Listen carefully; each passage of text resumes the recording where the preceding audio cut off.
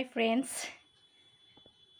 মোৰ ঘৰৰ পাকঘৰৰ আলহীসকলক কেনেকুৱা লাগিছে বাৰু চাওকচোন অলপ।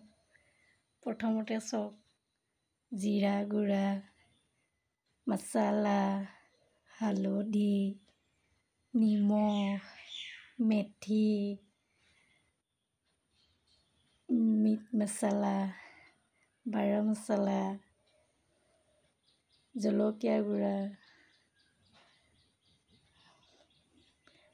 হালধি গুড়া, ধনিয়া গুড়া, গোটা জলকীয়া, কাশ্মীৰ মছলা, সৰিয়হ। কেনেকুৱা লাগিছে বাৰু চাওকচোন, ভাল লাগিছেনে? নতুনকৈ আনি সজাইছোঁ তেওঁলোকক।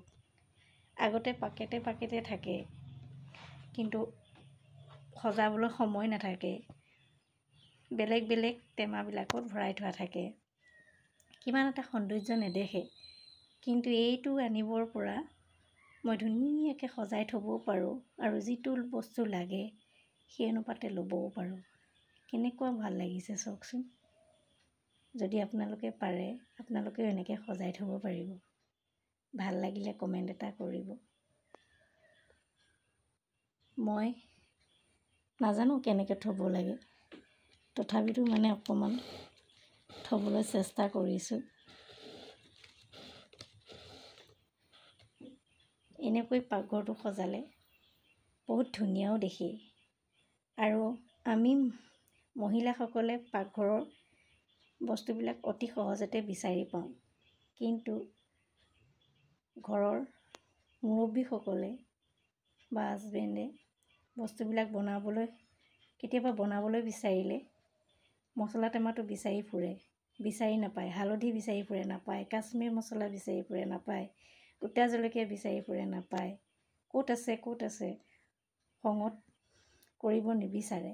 এতিয়া ধুনীয়াকৈ আনি সজাই থৈছোঁ, তেওঁলোকে কৰিব পাৰিব, নহয় জানো?